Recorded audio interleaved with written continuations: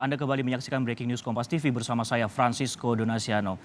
Saudara, tadi telah dijelaskan di Barreskrim Mabes Polri bahwa untuk meluruskan informasi yang beredar di publik terkait pemeriksaan dari Irjen Verdi Sambo oleh Inspektorat Khusus di Makobrimob Depok, Jawa Barat. Dan Saudara, Menko Polhukam Mahfud MD di akun media sosialnya mengaku mendapat info bahwa Irjen Verdi Sambo dibawa ke Makobrimob dan Provos.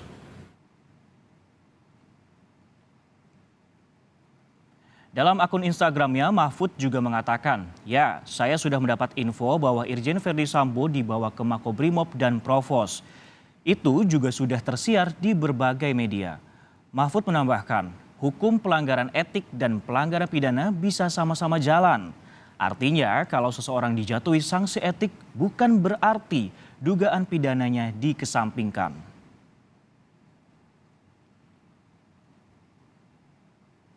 Seiring dengan pemeriksaan Verdi Sambo hari ini, Barada Eliezer juga mendapatkan pengacara baru setelah pengacara terdahulunya mengundurkan diri. Dan jurnalis Kompas TV Triksi Valencia sudah bersama pengacara Barada Eliezer, Deolipa Yumara yang saat ini berada di Barreskrim Mabes Polri. Untuk mengetahui langkah Barada Eliezer pasca ditetapkan sebagai tersangka. Triksi, silahkan laporan Anda. Ya betul sekali Sisko. Jadi pagi ini memang mendapatkan kabar dari kuasa hukum terbaru yakni Pak Deolipa Yunara dan juga Muhammad Burhanuddin. Ini ditunjuk oleh Barreskrim Mabes Polri untuk melanjutkan pendampingan terhadap Barada Eliezer yang kita tahu bahwa pada hari ini juga kuasa hukum sebelumnya yakni Pak Andreas ini melakukan pengunduran diri atau mencabut pendampingannya terhadap Barada Eliezer. Dan untuk mengetahui seperti apa langkahnya karena memang sudah sekitar 8 jam ini melakukan pertemuan dengan Barada Eliezer di Barreskrim Mabes Polri ini, kita akan langsung bertanya dengan Pak Deolipa. Selamat malam Pak Deolipa. Selamat malam. Pak, ini terkait penunjukan sebagai kuasa hukum baru ini apakah diminta oleh keluarga atau memang ditunjuk dari Barreskrim Mabes Polri langsung, dan seperti apa Pak tadi perbincangan selama kurang lebih 8 jam di sini Pak? Ya, jadi to the point saja. Saya Deolipa Yumara dan Pak Burhanuddin, kami ditunjuk oleh Barreskrim dalam hal ini Barreskrim Mabes Polri untuk menjadi kuasa hukum baru dari saudara Richard Eliezer Pudihang Lumiu. Jadi Barada E yang bersangkutan selaku tersangka dalam kasus yang kita sudah sama-sama tahu, pasalnya jeratannya adalah pasal 338 KUHP Jo, pasal 56 KUHP sesuai dengan laporan polisi dari Bapak pelapor Kamarudin Simanjuntak Sarjana Hukum. Penunjukan ini tentunya dalam kaitan karena pengacara terdahulu telah mengundurkan diri. Tentunya dalam konteks penyidikan, setiap tersangka kasus-kasus pembunuhan tentunya harus ada pengacara yang mendampingi. Oleh karena waktu dan untuk kepentingan pro justisia, maka kami ditunjuk untuk mendampingi secara langsung tersangka yang kita sebut dengan Barada E ini sebagai kuasa hukum yang bersangkutan. Dan sekaligus pertanyaan kedua adalah sudah berapa lama kami ada di sini? Kami ada di sini sejak jam 1 atau jam 2 siang. Kami sudah di sini dan kami langsung bertemu dengan Barada E. Kita berbicara banyak, kemudian banyak cerita-cerita yang dibuka yang dia alami, yang secara faktual bagi kami ini adalah merupakan kunci dari persoalan di mana dia akan kami anggap sebagai saksi kunci. Mengingat dia adalah saksi kunci, tentunya kita juga harus menjaga saksi ini, melindungi saksi ini. Bagaimana caranya? Tentunya ada lembaga yang namanya Lembaga Perlindungan Saksi dan Korban. Tentunya kami akan segera as soon as possible setelah ini clear, kami akan mencoba mengajak Mbak Rade atau kami mengajukan permohonan melalui formulir kepada LPSK supaya yang bersangkutan dilindungi karena beliau adalah kita anggap dia adalah saksi kunci dalam perkara ini. Berarti terkait akan pengajuan terhadap LPSK ini dari Barada Eliezer sendiri memang sudah memutuskan ingin menjadi justice kolaborator atau seperti apa? Tentunya kita tadi berdiskusi ya, kita bertiga dengan yang bersangkutan, ya sudah. Kalau memang saya adalah saksi kunci, saya juga minta perlindungan supaya saya nggak kenapa kan? Kami juga begitu. Sudah kalau gitu kita jaga beliau. Tapi kami berdua nggak bisa menjaga karena kan, ya kami kan kadang di luar, kadang di dalam kan begitu dalam bekerja kan. Ya, makanya ada lembaga yang lebih berhak yaitu LPSK tadi.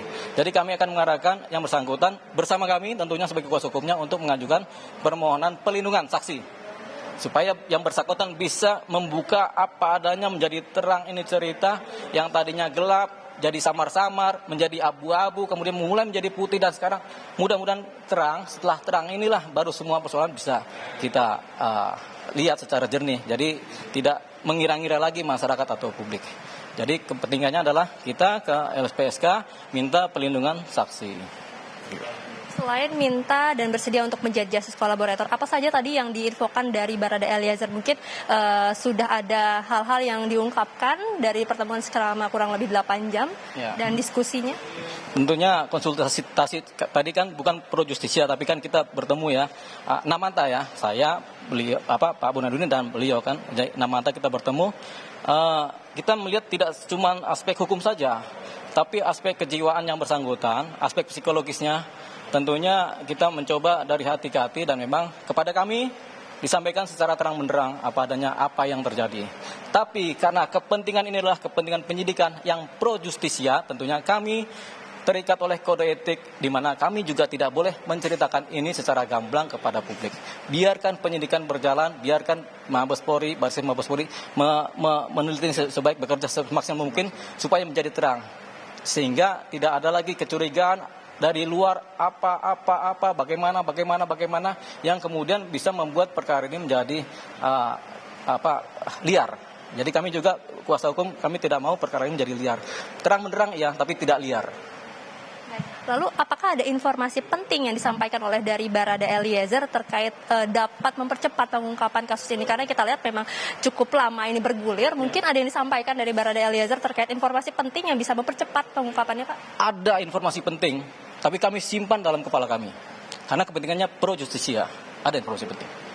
Okay. Apakah itu berkaitan dengan pasal-pasal dan kemudian yang disangkakan? Apakah ini sesuai menurut Barada Eliezer dan terkait peristiwa-peristiwa yang disampaikan keterangannya?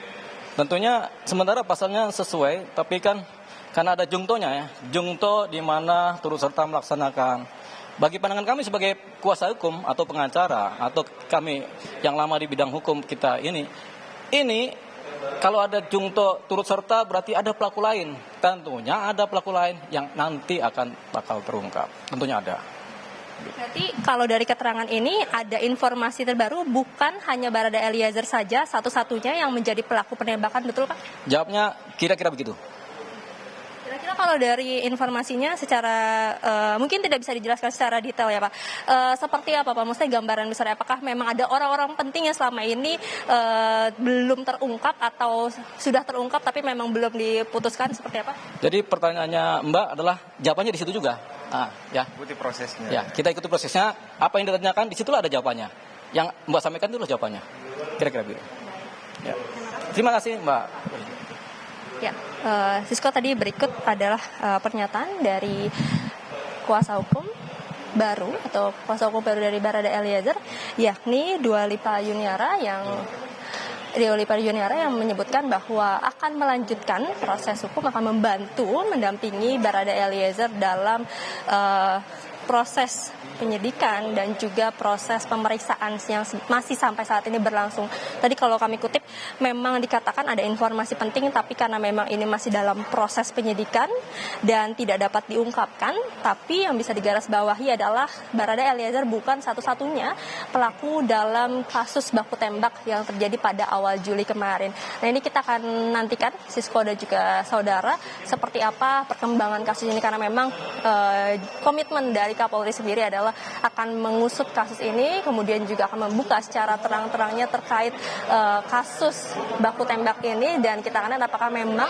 kalau melihat dari pasal yang disangkakan kepada Barada Eliezer, yakni pasal 338 Jangto 55 dan Jangto 56 ini, ada turut serta atau pihak-pihak lainnya yang bisa menjadi tersangka baru atau berkolaborasi atau maksud kami bersama-sama melakukan atau merencanakan peristiwa yang terjadi di rumah dinas mantan Kadif Propam Polri Irjen Pol Verdi Sambo. Sisko. Baik, Valencia Triksi, kita mengetahui bahwa tadi sebelumnya pada pukul 2 siang mantan kuasa hukum dari Barada Eliezer sempat datang dan bicara bahwa dirinya dan bersama tim ini mengundurkan diri. Apakah Anda mengetahui alasan yang disampaikan mengapa dilakukan pengunduran diri kuasa hukum sebelumnya dari Barada Eliezer, Triksi? Pada malam hari ini saya Jody Payumara. Ya, Sisko, ini juga yang masih kami tunggu sebenarnya apa yang menjadi alasan dari kuasa hukum sebelumnya Barada Eliezer mengajukan pengunduran diri dalam pendampingan terhadap Barada Eliezer yang kita tahu saat ini statusnya sudah tersangka dan juga sudah bergulir, dan kita tahu ini baru 3 hari Barada Eliezer kemudian ditetapkan atau dinaikkan statusnya sebagai tersangka, Sisko dan juga saudara. Nah, disebutkan tadi kalau dari keterangan yang disampaikan oleh kuasa hukum sebelumnya, yakni Andreas Nahot Silitonga, bahwa alasan pastinya ini sudah ada dalam surat yang disampaikan kepada Kabareskrim, tapi memang belum atau mereka tidak ingin menyampaikan kepada publik apa yang menjadi alasan dari pengunduran diri yang disampaikan kepada Kabareskrim pada hari ini. Sisko. Baik, terima kasih Triksi Valencia atas laporan Anda di Bareskrim Mabes Polri. Selamat bertugas kembali dan kami akan jeda breaking news Kompas TV terkait pemeriksaan Irjen Verdi Sambo oleh Inspektorat Khusus Polri. Selengkapnya usai jeda.